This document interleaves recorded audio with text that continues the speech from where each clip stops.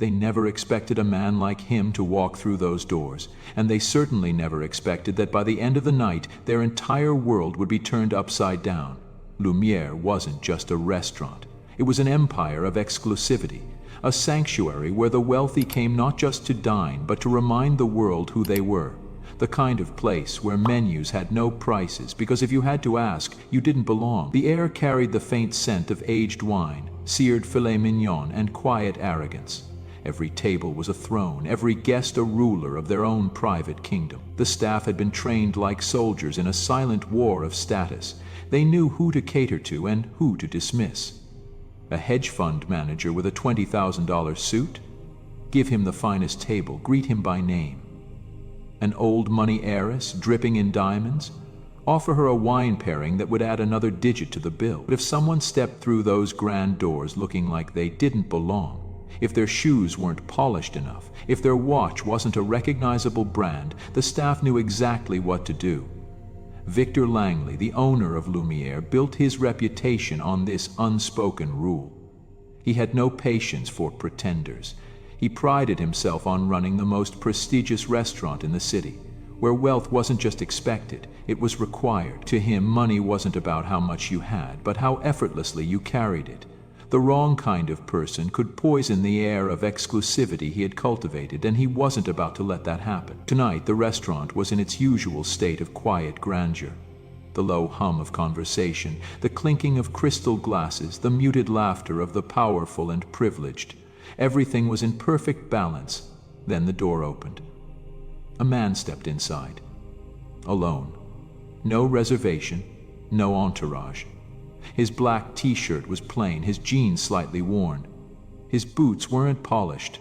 They looked comfortable. His hair was slightly tousled, his beard casually unkempt. There was nothing about him that signaled wealth, no designer logos, no desperate need to be noticed. He walked in like he had just decided on a whim to stop by. The shift in the room was almost imperceptible, but it was there. Conversation softened, eyebrows lifted. The wealthy patrons who were used to being the center of attention suddenly found their focus drawn elsewhere, not out of admiration but curiosity and judgment. At the front podium, the hostess hesitated. She had been trained for situations like this. People who didn't belong usually figured it out on their own, intimidated by the weight of the room, the quiet dismissal in the air. Most of them left before she even had to say anything. But this man? He just waited, patient, calm, as if completely unaware that he was standing in one of the most exclusive dining establishments in the city. A place where unspoken rules dictated who was allowed past the velvet rope. Behind the bar, Victor Langley had been watching. His sharp eyes scanned the man from head to toe, searching for any sign that he was worth his time. A custom watch, a rare pair of cufflinks, even a subtle nod from one of the regulars to signal that this stranger was someone important. He saw nothing. Victor set down his glass of wine, leaned forward slightly, and with the smallest flick of his fingers, gave the hostess permission to seat him, but not at one of the prime tables, not near the VIPs, where deals worth millions were being made over plates of caviar and foie gras. No, this man would sit where people like him belonged.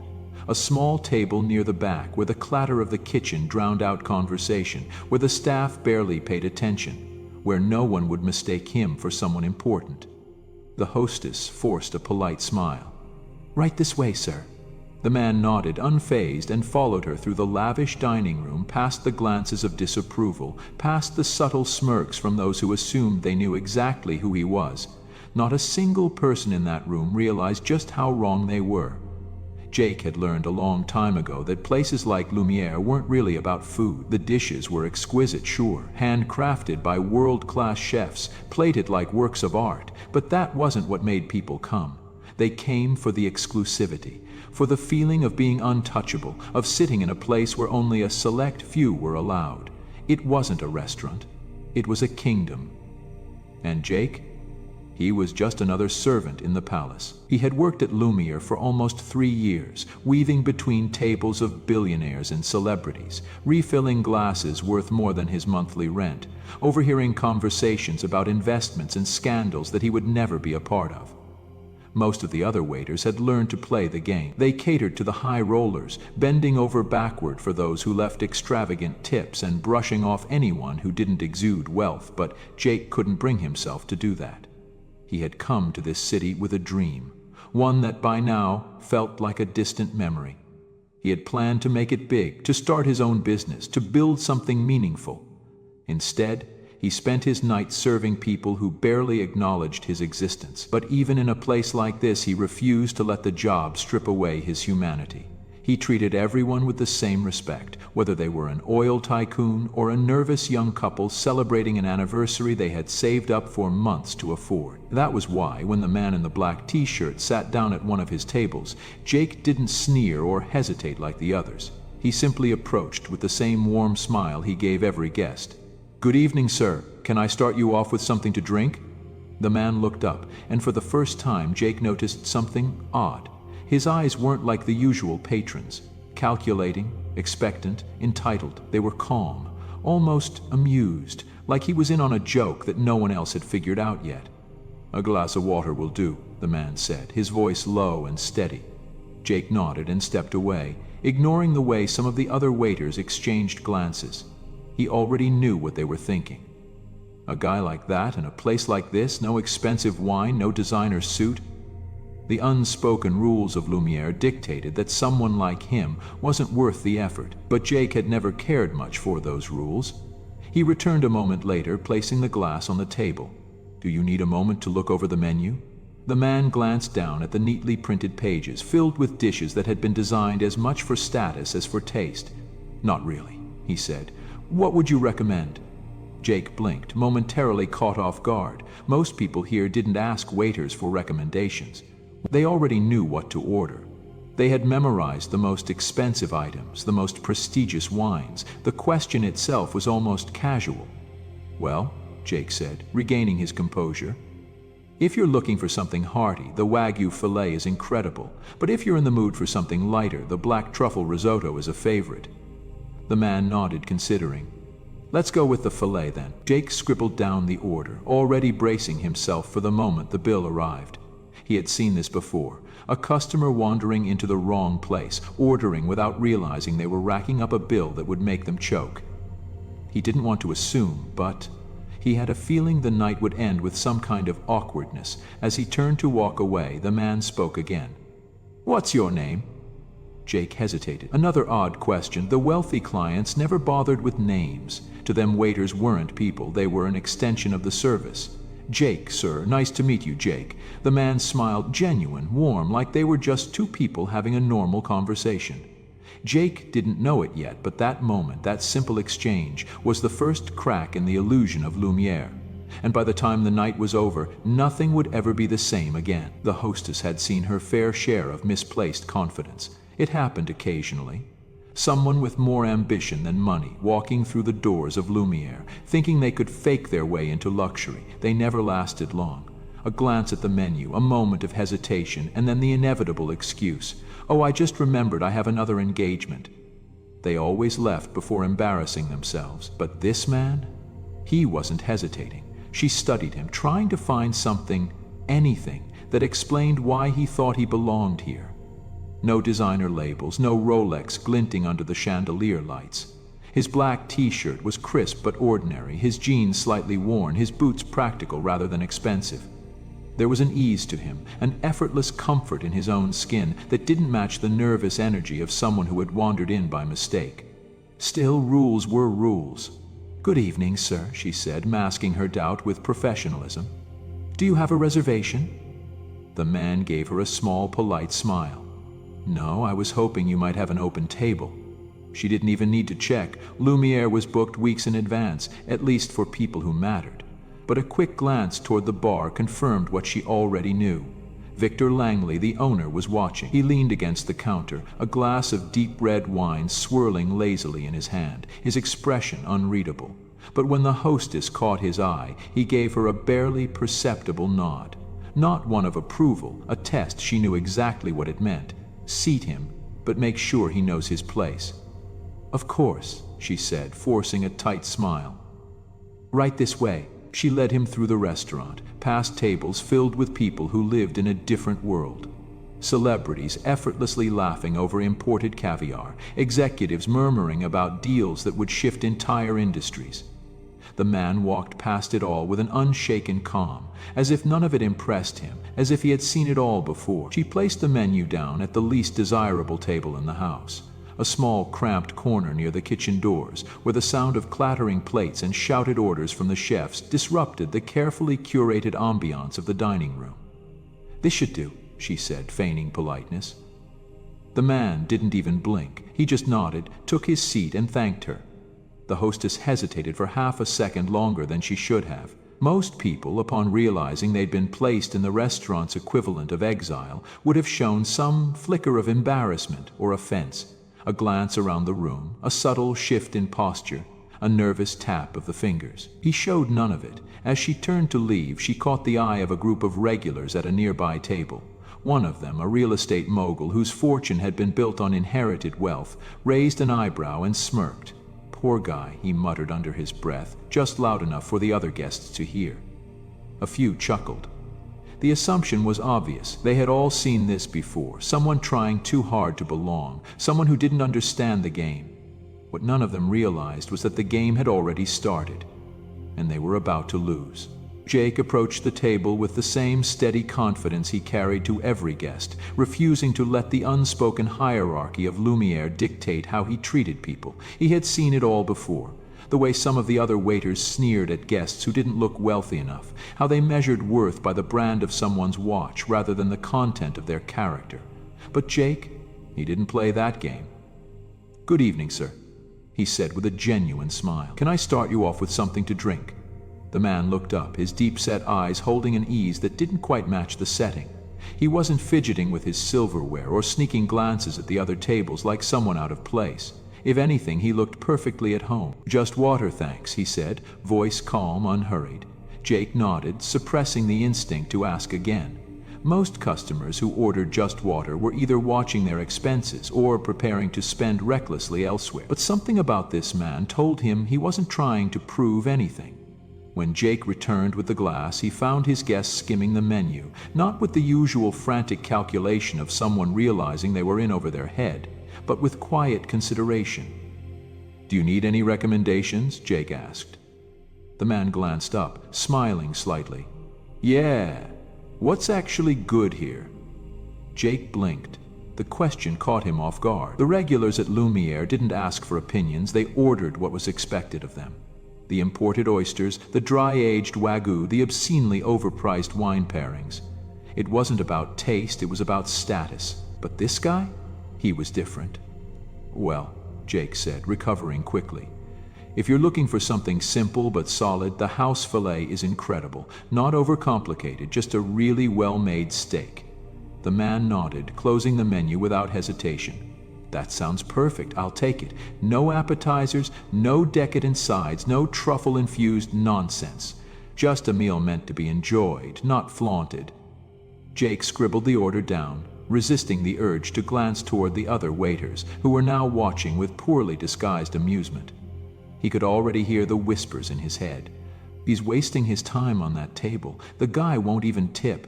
Probably doesn't know where he is." But Jake didn't care. As he moved through the restaurant, placing the order with the kitchen, he caught Victor Langley watching from across the room. The owner sat at his usual perch by the bar, swirling his wine, eyes locked on the corner table like a predator sizing up its prey. Jake knew that look. Victor didn't like disruptions to his carefully curated world. And a man like that, someone who didn't dress the part, who didn't play by the rules, was a disruption. The only question was how long would Victor let it continue? Jake pushed the thought aside and focused on what mattered, delivering the kind of service he believed in. Whether his guest was a billionaire in disguise or just a guy looking for a good meal, it made no difference to him. When he returned with the plate, he set it down carefully. "Enjoy," he said with a smile. The man nodded, meeting Jake's gaze. "Thanks, Jake." That simple detail, the fact that he'd remembered Jake's name, stood out more than anything. Most guests at Lumière barely acknowledged the waitstaff, much less addressed them like equals. Jake didn't know why, but he had the strangest feeling that tonight would be different. And he was right, more than he could have ever imagined. Jake had served thousands of guests during his time at Lumière, but none quite like this one. The man had dined in complete ease, unaffected by the murmurs around him, the dismissive glances from other patrons, or the blatant disregard from the rest of the staff. He had enjoyed his meal, not in the way the restaurant's elite did, tasting for prestige rather than pleasure, but with quiet appreciation, like someone who understood the value of simplicity. As the evening wound down, the dining room had thinned out. The last sips of wine were being taken, final conversations wrapped up in hushed tones. Most guests left in a flurry of welcome. Chauffeurs waiting outside, designer coats draped over their shoulders, cards tossed onto silver trays without so much as a glance at the bill. But not this man. He finished his meal without rush, placed his napkin neatly beside his plate, and stood. Jake approached, ready to clear the table. "Was everything to your liking?" The man smiled, a genuine, warm smile. It was perfect. Then, instead of simply nodding his thanks and leaving like the others, he reached out, extending his hand. Jake hesitated for half a second before taking it, shaking firmly. "Thank you for your kindness," the man said.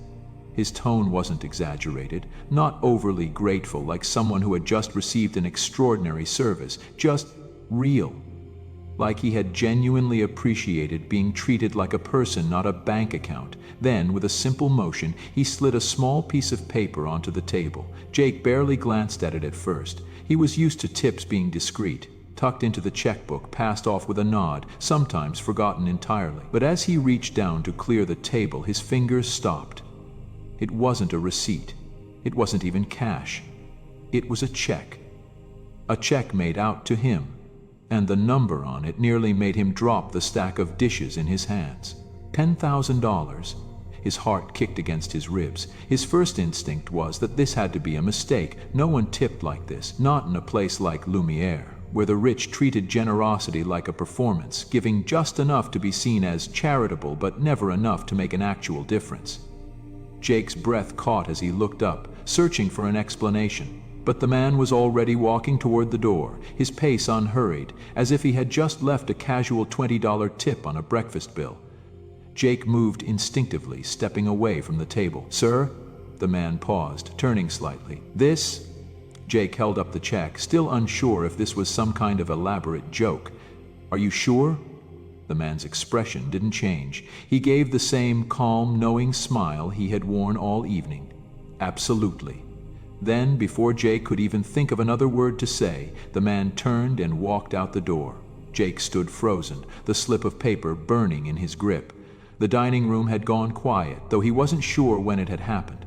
A few guests were watching now, eyebrows raised, whispering among themselves. Then, just as the shock started to settle in, a sharp voice sliced through the room. "What the hell is that?" Jake turned, stomach tightening. Victor Langley was standing near the bar, wine glass still in hand, but his gaze locked on the check in Jake's fingers. His expression was unreadable, but the way his jaw had tightened, the way his grip on the glass had subtly shifted, sent a clear message. He was not pleased. Jake barely had time to process what was happening before Victor strode forward, his polished shoes clicking against the marble floor, closing the distance between them with the confidence of a man who had never been told no in his life. Behind him, Jake could react. Victor plucked the check straight out of his hand. His eyes scanned the number, his lips pressing into a thin line. Then he exhaled a quiet laugh, cold, sharp, dismissive. "This is a joke." Jake felt something simmer deep in his chest, a flicker of something dangerously close to anger. "It's real." Victor's gaze snapped up. "No one tips like this," he said, his voice quieter now, but laced with something heavier. Jake swallowed, standing his ground. "He did." Victor stared at him for a long, tense moment. Then, without warning, he turned on his heel and snapped his fingers toward one of the security guards near the entrance. "Get that man back in here." Jake's stomach dropped. Victor wasn't just angry. He was about to make a huge mistake. The moment Victor Langley snatched the check from Jake's hand, the entire atmosphere of Lumière shifted. The quiet hum of elite conversation faded as heads turned, eyes narrowing with curiosity. A few waiters exchanged amused glances, barely holding back smirks. They had seen Victor irritated before, but this was something different. Jake swallowed hard, his pulse hammering as he watched Victor scan the check, his lips curling in a mixture of disbelief and disdain. The number staring back at him, $10,000. Wasn't just an outrageous tip, it was an insult to the very structure he had built. No one tips like this, Victor muttered again, as if saying it out loud would somehow make it true.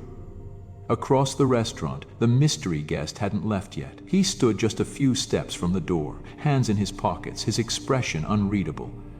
He didn't look offended or smug or even particularly interested, just quietly observing as if he already knew exactly how this would play out. Victor, on the other hand, was seething. "This has to be a mistake," he continued, his grip tightening around the check. "Or a joke. Is this a joke?"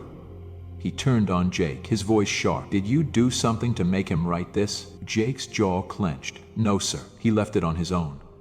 Victor let out a humorless laugh. "Oh, please, what, he just decided to hand over 10 grand for what? A plate of steak and a glass of water?" A few waiters chuckled, shaking their heads. To them, this was ridiculous, a fairy tale. In Lumière, tips were a calculated game. The wealthy never tipped extravagantly unless they wanted something in return. A business connection, attention, the satisfaction of showing off, and yet here was a man who had expected nothing. A man who had dined quietly, left an enormous tip, and walked out without waiting for recognition. That made Victor nervous, because powerful people didn't act like that. Jake straightened his shoulders. Maybe he appreciated good service. Victor's head snapped up, his gaze burning into Jake's. "Oh, don't be naive." His voice was cold now, dripping with irritation. "People like him don't just hand out money. Either he's trying to humiliate us, or he's up to something." Jake fought the urge to argue.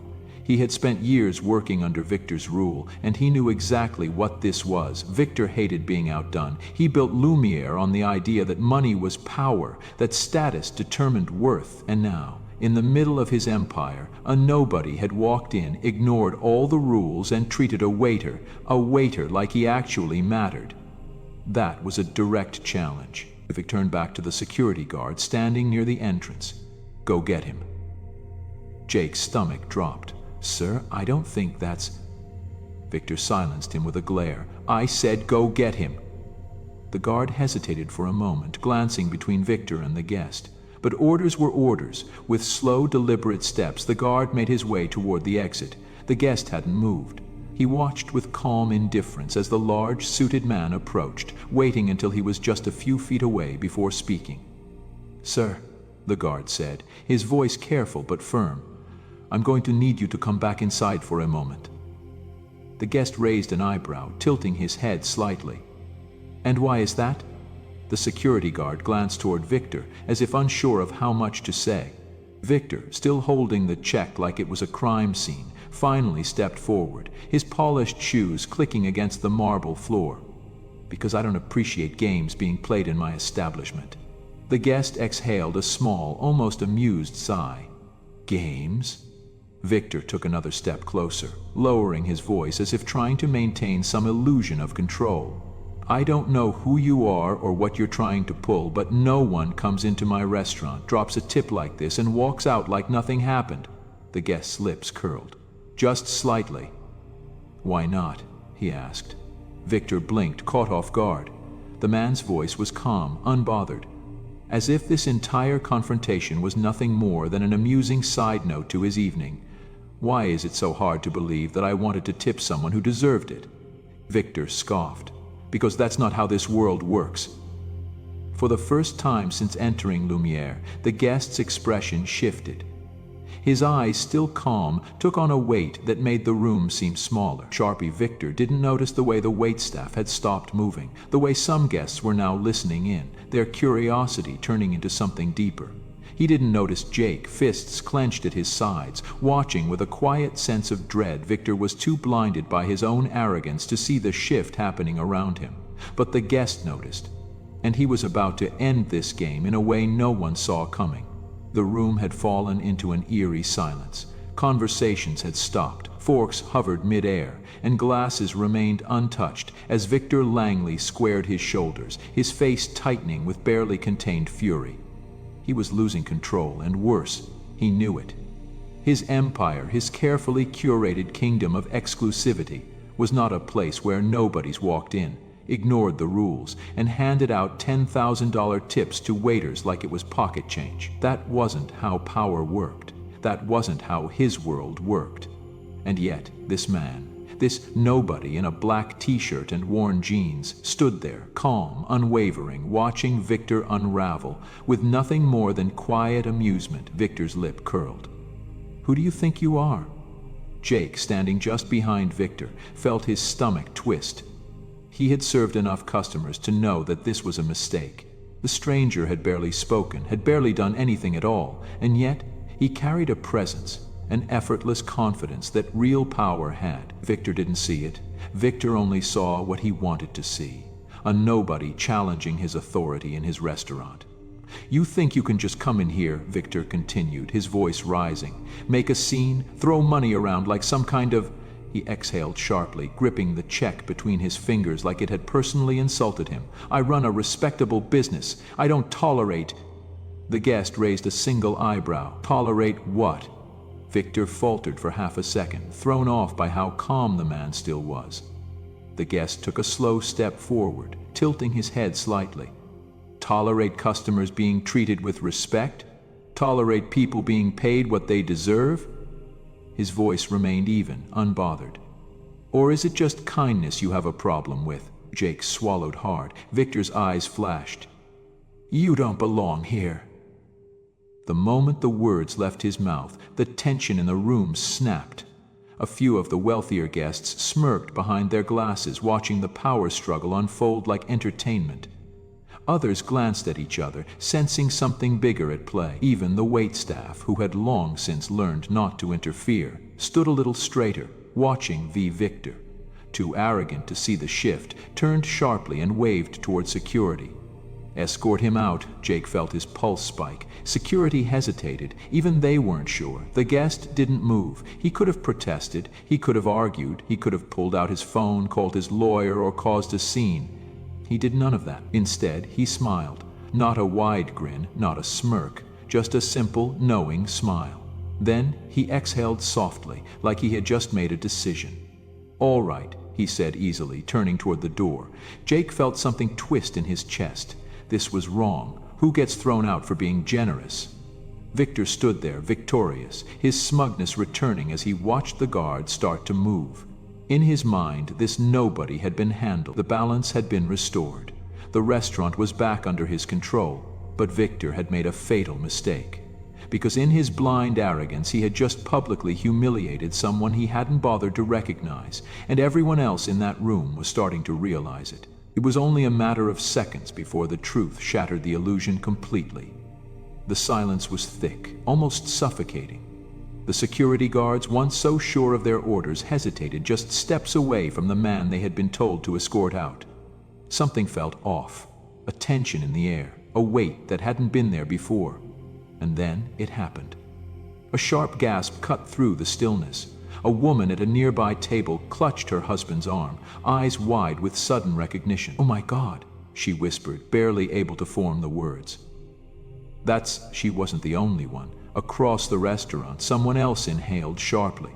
A group of businessmen who had previously ignored the unfolding drama suddenly sat forward in their chairs, their eyes darting toward the man who had been dismissed as a nobody. "That's Keanu Reeves."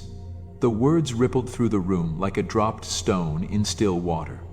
At first, a few people exchanged uncertain glances, as if trying to verify what they had just heard. Then, as the name continued to spread, soft gasps, hushed murmurs, wide-eyed stares, the entire restaurant shifted all at once, the illusion shattered. The man Victor had dismissed, the guest he had thrown into the worst seat in the house, the nobody he had ordered to be escorted out, was Keanu Reeves. The effect was instantaneous. The once skeptical waiters stiffened in alarm. The smirking guests who had found amusement in Victor's public display of authority were no longer smiling. Even the hostess, who had escorted Keanu to the back of the room with barely concealed disdain, was frozen in place. And at the center of it all stood Victor Langley. His face had gone ashen, his grip on the check tightening as his brain fought to process what was happening. Keanu Reeves, here? And worse, he had just thrown him out. Victor's mind raced. How had he not seen it? The hair, the beard, the voice. He had looked right at him, spoken to him, insulted him. And yet he had been so blinded by his own arrogance that he hadn't recognized one of the most beloved actors in the world. Keanu, for his part, remained completely unbothered. He had seen this reaction before. He had watched people realize, watched them scramble as the weight of their mistake settled in. And yet he still didn't say a word. He simply waited. Jake, standing just behind Victor, saw the shift happen in real time. He saw the color drain from Victor's face, saw the sweat bead at his temple, saw the moment he realized he had made the worst mistake of his career. Victor swallowed hard, his lips parting slightly as if he were about to speak, but before he could, one of the other guests, a regular, someone Victor had spent years cultivating as a loyal customer, shook his head and let out a quiet, disapproving laugh. "What a disaster," the man muttered, just loud enough for everyone to hear. Victor flinched, and just like that, the power he had built, the control he had over this place, began to crumble. Victor Langley had spent years cultivating power, building an empire where only the elite thrived, where he dictated who was worthy and who wasn't. But in the span of just a few seconds, his authority was slipping through his fingers like grains of sand. The whispers had grown louder. Keanu Reeves. The realization was settling over the restaurant like a slow-moving storm, leaving behind a wake of stunned silence and shifting expressions. Jake stood frozen, the $10,000 check still burned into his mind. He had served celebrities before, actors, musicians, CEOs who wore their wealth like armor. But none of them had ever walked in like this, dressed like they didn't care, tipping like it didn't matter. And now? The same guests who had ignored Keanu, the same ones who had chuckled at Victor's arrogance, were scrambling to undo their mistake. A man at a corner table, someone who had barely glanced up when Keanu first walked in, now pulled out his phone, subtly angling it for a photo. A group of young socialites who had been sipping their overpriced cocktails and rolling their eyes at the commotion just minutes ago, suddenly leaned in, whispering excitedly. The shift was pathetic, and Keanu saw it all. But unlike Victor, he didn't gloat. He didn't smirk or soak in the attention like so many in Hollywood would. He simply stood there, relaxed, his expression unchanged, as if he had already expected this outcome. Then, slowly, he turned to face Victor. "I believe in rewarding good people," Keanu said, his voice calm but carrying an unmistakable weight. "And I also believe in exposing the ones who only care about money." The words hung in the air, pressing into the silence like a blade. Victor swallowed hard. He could feel the weight of the room shifting against him. He had spent years making people fear him, respect him, need his approval. But now, in the presence of a man who didn't play by his rules, his power meant nothing. Keanu tilted his head slightly, watching Victor squirm. "I came in here for a meal," he continued. "I treated your staff with respect, and when I chose to show appreciation, you tried to stop it." His eyes flicked to Jake for a brief moment before locking back onto Victor. "So, tell me, who exactly is embarrassing your respectable business right now?" Jake felt a shock of something dangerously close to satisfaction. Victor had no answer. The owner, once so smug and certain, opened his mouth, but nothing came out. The truth was too heavy, the reality too humiliating. He had made the biggest mistake of his career, and the entire world was about to know it. Jake could already see the headlines in his head. Arrogant restaurant owner tries to kick out Keanu Reeves. Instantly regrets it. The socialites who had ignored Keanu before were suddenly leaning forward, desperate to be in his good graces. One of them actually let out a forced, nervous laugh, as if trying to make light of the situation. "Keanu, if we had known it was you, we would have invited you to our table." Keanu turned toward them, his face unreadable. He let a beat of silence pass before responding. "You shouldn't have to know who someone is to treat them with kindness." The words landed hard. The group shrank back, embarrassed, realizing they had just been called out in the most effortless way possible. Victor looked like he wanted to disappear. Keanu exhaled softly, as if he were already bored of the conversation. "I think I'll go now," he said, adjusting his jacket. "I've already seen enough." And with that he turned toward the door on his own terms. But the consequences of Victor's mistake, they were just beginning. By morning, Lumière's pristine reputation was in free fall. It started as a trickle, a handful of shocked customers who had witnessed the scene the night before whispering about it on social media.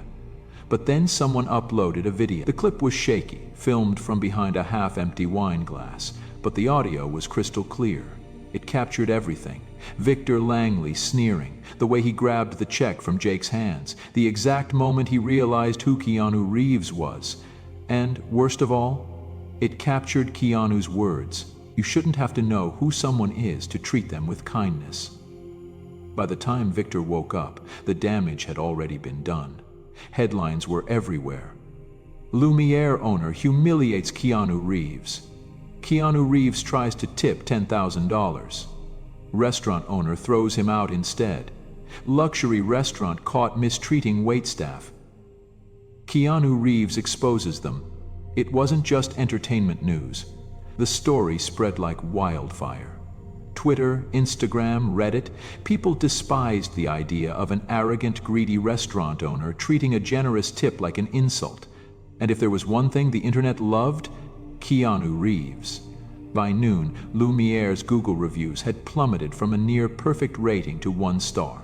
Thousands of people flooded the page, trashing the restaurant's service, calling it a place where only the fake elite thrived. The damage was instant and brutal, but the real blow came when reservations started disappearing, calls demanding cancellations, VIP clients quietly pulling away, even a few of Victor's most loyal customers distancing themselves, not wanting to be associated with the scandal. Victor tried to control it.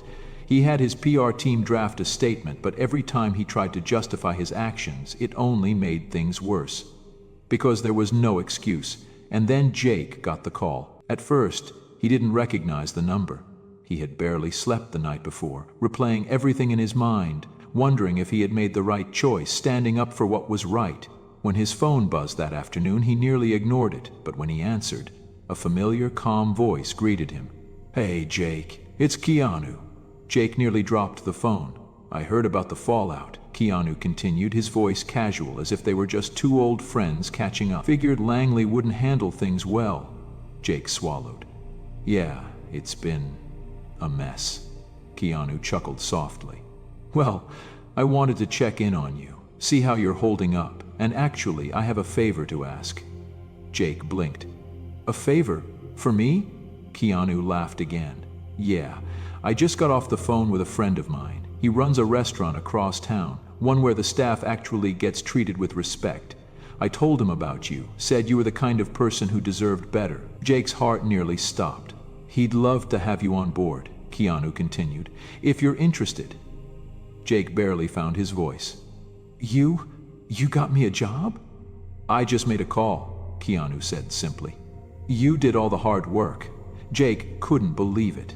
Just 24 hours ago, he had been an overlooked waiter in a restaurant that cared more about image than people, and now he had a chance to work somewhere that actually valued kindness. "Of course I'm interested," Jake finally managed, his voice thick with gratitude. I don't even know what to say."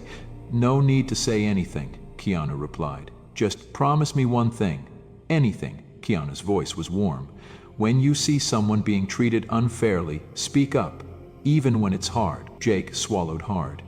He thought about the way he had stood there the night before, watching Victor try to belittle the one customer who had actually cared.